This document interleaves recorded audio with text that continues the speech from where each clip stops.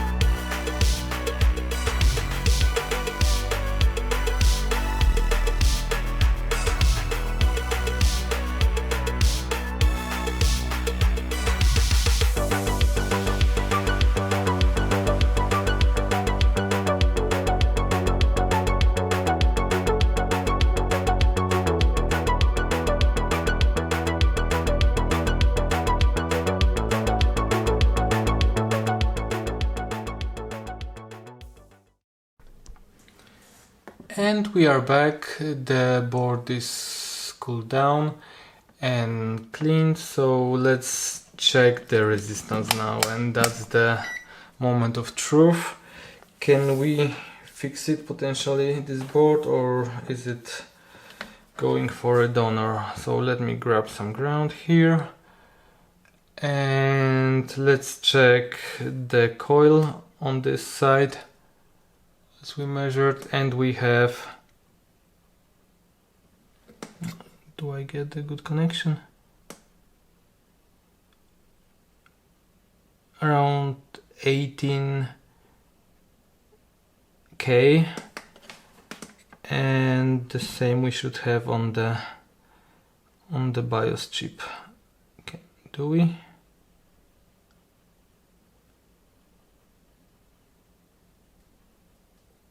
Yeah, something around that, 19 kilo ohms. So that's looking good, and that proves also that the CPU was faulty, because if we check on the other side, we have mega ohms, and here on this side, on the load side, we have, as I said, around 19 kilo ohms. So that's perfectly fine. And on the CPU phases, we have probably like 0.9 mega ohm, because there's no load, there's no CPU, so it's very high. Alright, so with that said, I can order the CPU on AliExpress, and in about 2 weeks we'll solder it in and test the motherboard if it works now. And we are back with our board. I have cleaned it, the CPU area, so it's nice and flat, and no flags anymore. And what I have here is the CPU from AliExpress. I already opened it and put the Kapton tape on it just to protect it from the heat. We just want to melt the solder balls under the chip, we don't want to damage anything on the chip, and we don't want to damage the quartz or overheat it. So that's the protection. So what I will do, I will put some flags on this area here, and then position the CPU, and later we'll go on the preheater and try to solder in the CPU.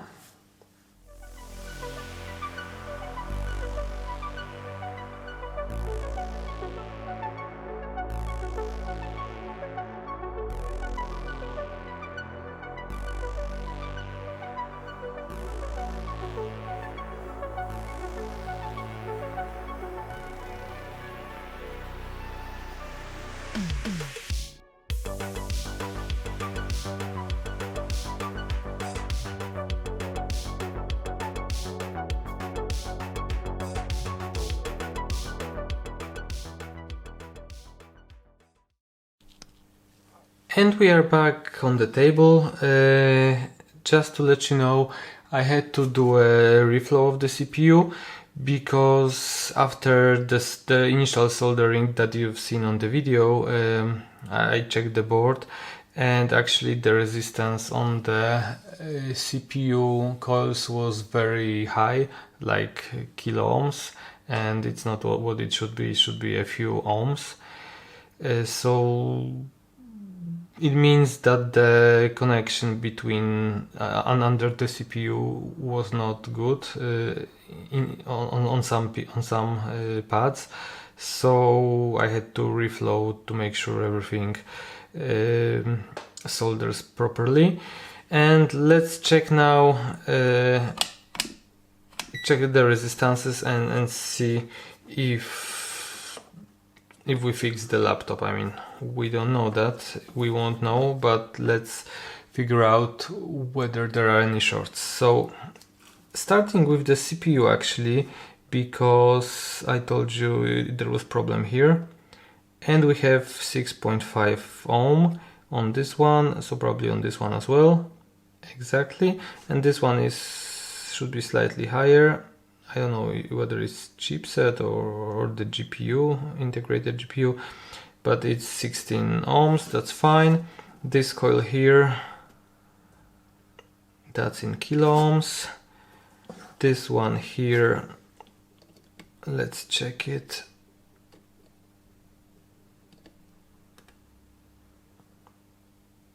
(104 ohms, that's memory we said. And the most important is this one, which is 1.8 volt, and that was shorted before. So let's check. I already soldered it also because it was lifted on one side, and we have 8.9 kilo ohms. The same should be on this side, obviously, because it's a coil. Yeah, something around 9 kilo ohms. And let's check the leg number 8 of the BIOS chip. Should measure the same, and it does, around 9 kilo ohms. This one here, whatever that was, That's in kilo ohms, and the charging coil. No connection. Okay, 53 kilo ohms. So that looks good, and it means we can try and power on the motherboard. I will install it in the laptop because the charging port is like separate and is connected here, and we'll try to power it on with the basic stuff connected. Alright, so I have the laptop in front of me. Actually, I have assembled almost everything except for I haven't connected the battery, and I have the power plug connected here, but it's from the bench power supply, which you can see on another camera. So we'll try to power on the laptop. I'll just put the cover on like this, just so we don't short anything. Okay, opening the laptop, and okay, so we have the screen here. I'll hold it like this, maybe this way.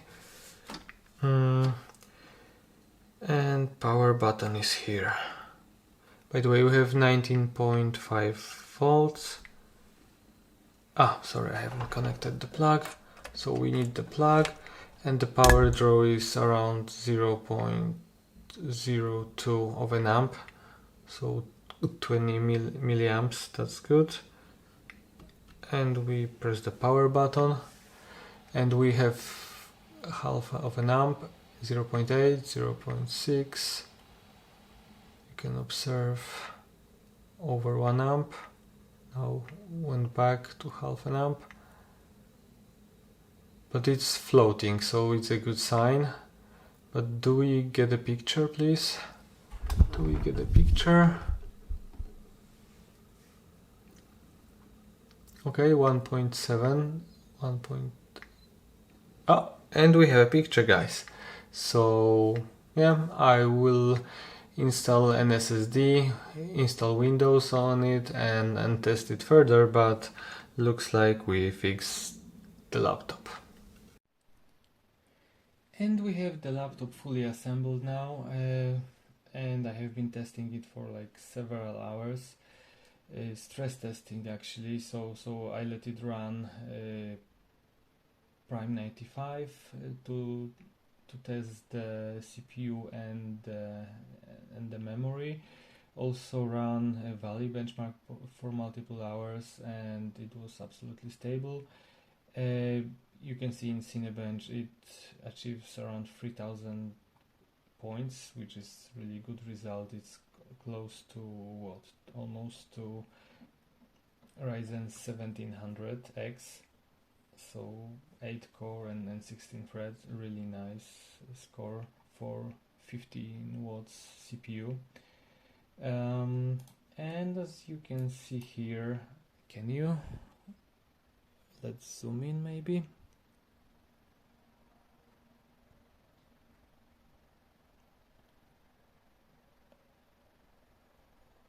You should be able to see. So we have our Ryzen 5 5600U, 15 watts as I mentioned, 6 cores, 12 threads, everything's working fine. We have 16 gigs of memory, so everything is working here, and really I tested it really long time, and everything is working perfectly fine.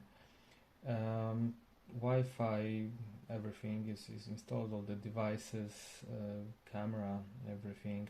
We have speakers working as usual, our favorite video.